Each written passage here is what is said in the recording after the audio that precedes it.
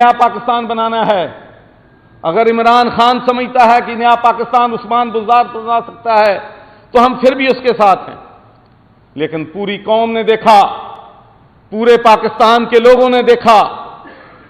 کہ نیا پاکستان جو ہے پنجاب میں کیا تماشے ہو رہے ہیں، اور نیا پاکستان جو ہے عثمان بزدار کس طریقے سے بنا رہا ہے۔ پوری پاکستان تحریک انصاف کے ورکرز، پورے پنجاب کے ورکرز، پورے پاکستان کے ورکرز، اور میں چیلنج کرتا ہوں پوری ہماری فیڈرل گورنمنٹ کے تمام منسٹرز، لندن سے لے کر نیو یارک تک، یورپ تک، ہر بندہ آہیں بھر رہا تھا کہ ہم نے یہ پاکستان بنانا تھا جس میں ہر 3 مہینے کے بعد کبھی چیف منسٹر بدلا جا رہا ہے، چیف سیکرٹری بدلا جا رہا ہے، کبھی آئی جی آ رہا ہے، کبھی ملازمتیں بک رہی ہیں۔ یہ پاکستان کی تاریخ میں کبھی نہیں ہوا کہ ڈی سی پیسے دے کے لگ رہے ہوں، اے سی پیسے دے کے لگ رہے ہوں،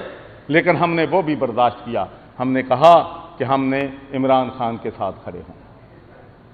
پوری پاکستان تحریک انصاف ایک طرف تھی کہ پنجاب پاکستان کا سب سے بڑا صوبہ ہے، پنجاب نہیں چل رہا ہے، ایک طرف عمران خان تھا، ایک طرف پوری پاکستان تحریک انصاف تھی، لیکن ہماری بات کسی نے نہیں مانی۔ اور آج میں یہ کہنا چاہتا ہوں کہ اگر انٹرنیشنل کنسپریسی ہے تو سب سے بڑی انٹرنیشنل کنسپریسی عثمان بزدار کو وزیر اعلیٰ بنانا تھا۔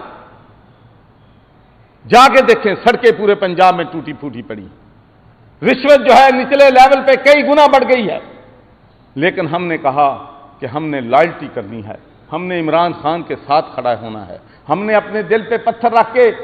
عمران خان کے ساتھ کھڑے رہے۔ اور اس کے بعد میں چونکہ جس کی وجہ سے میں سیک ہوا ہوں وہ بات میں قوم کو، پاکستان کے لوگوں کو بتانا چاہتا ہوں کہ یہ رمضان کا مہینہ ہے، اور میں جو بات کہہ رہا ہوں اگر اس میں ایک بات بھی سچ نہ نکلے تو جو سزا یہ قوم دے گی میں لینے کے لیے تیار ہوں گا۔